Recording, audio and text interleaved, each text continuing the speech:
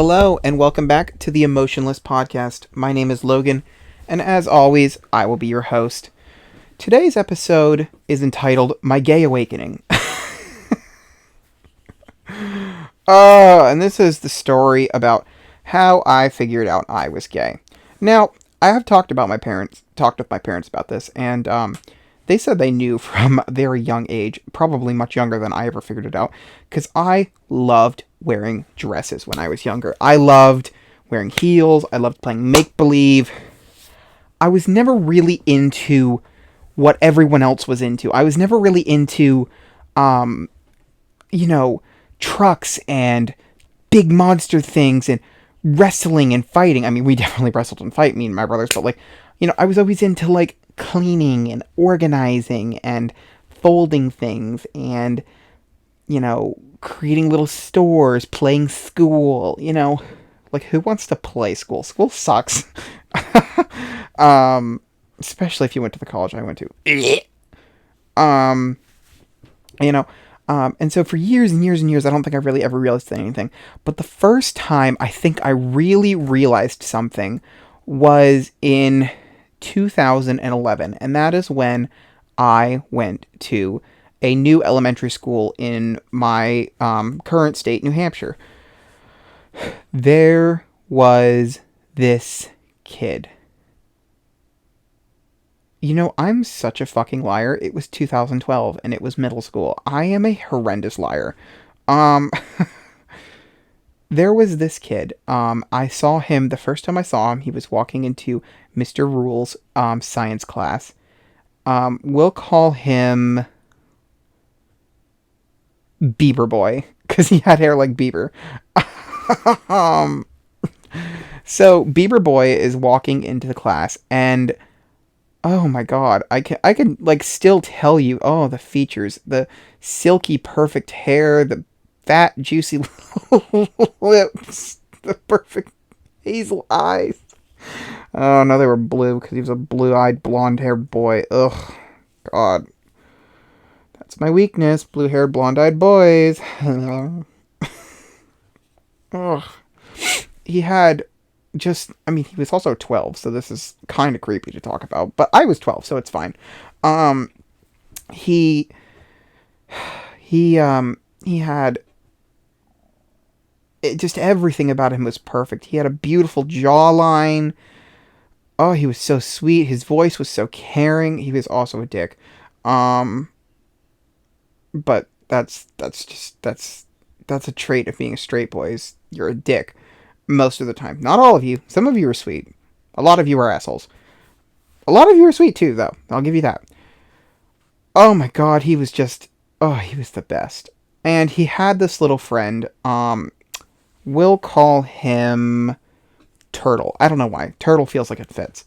So, Bieber Boy and Turtle always sat next to each other. Turtle had more like a buzz cut, but it was kind of long in the front. Turtle Boy had a beautiful jawline. Oh, the freckles. Don't even... he had, not black eyes, but, dark, dark brown eyes. He had freckles. He had this cute little nose. Both of them were skinny as twigs, and I was a fat marble. And I would sit, a couple desks away from them, and I always remember just staring at them. Actually, just mesmerized by them. For some reason. And I could never really process why I was so mesmerized. I could never really process why I was feeling these feelings. All I was is, that is attractive. I am attracted to that. And that was always kind of...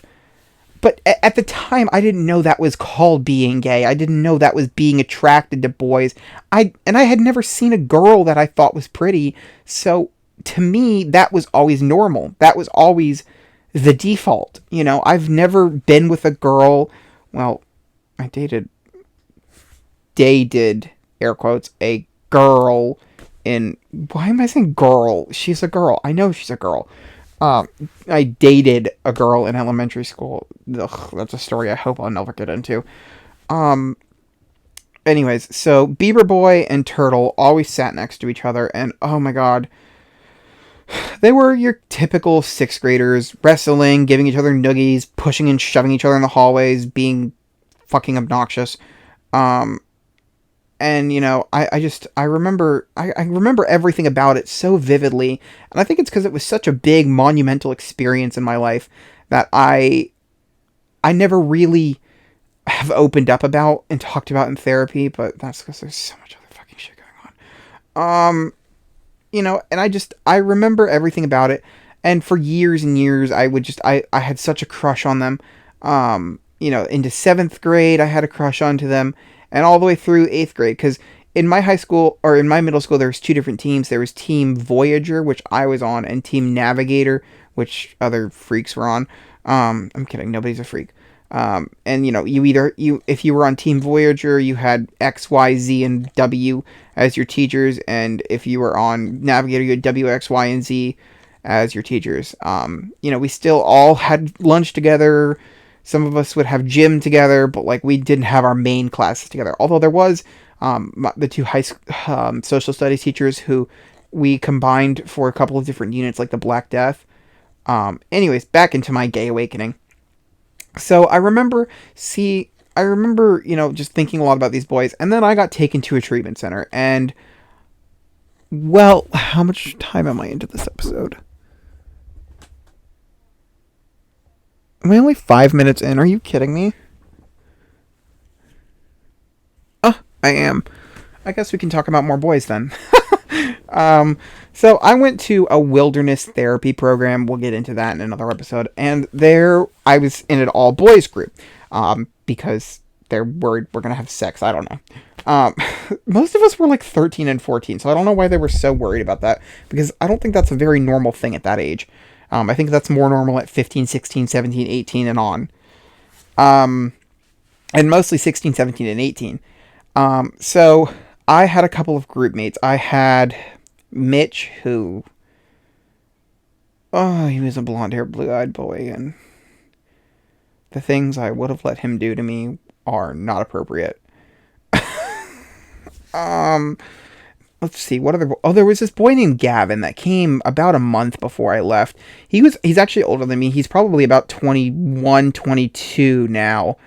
Um, and he looked very similar to Turtle.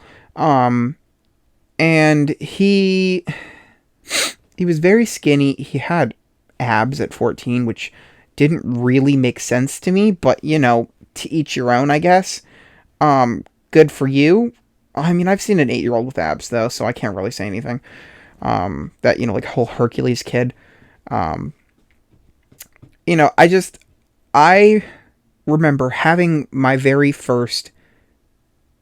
Actually, I'll get into that in another episode. I remember everything about being in that program, mostly because it was super traumatic. But I remember like seeing all these boys and just still not fully processing how I felt about it. I don't think I really processed until I went to the ranch, which is another treatment center I went to, how I felt about everything. But you know, I I remember just being mesmerized by them. It just everything about a boy was just so cool. Their biceps, their triceps, their abs, their pecs, the way they run, the way their hair bounces. It's the same way a boy is attracted to a girl. It's just you can't really describe it because you don't know what you're feeling, but you know what you're feeling at the same time. You feel in love, and it's a special feeling that I experience on a daily basis that fucking haunts me. Um, I experience true and honest admiration and love for these boys. And they'll always have a special place in my heart because they were the ones who made me realize who I am, realize my destiny and path in life, and realize how fucking lonely I'm going to be for the rest of my existence. So, also, on that same token, fuck you. Um, because you have ruined everything. No, it's my own fault. Um, but, it's such a incredible feeling to think about and remember um, everything about it. Thank you so much for watching. If you enjoyed this episode, please consider giving it a thumbs up and subscribing to our podcast. If you like what you've seen here, head over to Instagram where you can get the first updates about new episodes being posted. Emotionless.podcast on Instagram or emotions_podcast on Twitter. If you have a story that you want me to talk about, head over to emotionless.podcast@gmail.com and send us an email with your story and your name and whether or not you want us to tell us your name. We're happy to keep it confidential. And yeah, thank you so much for watching and have a great rest of your day.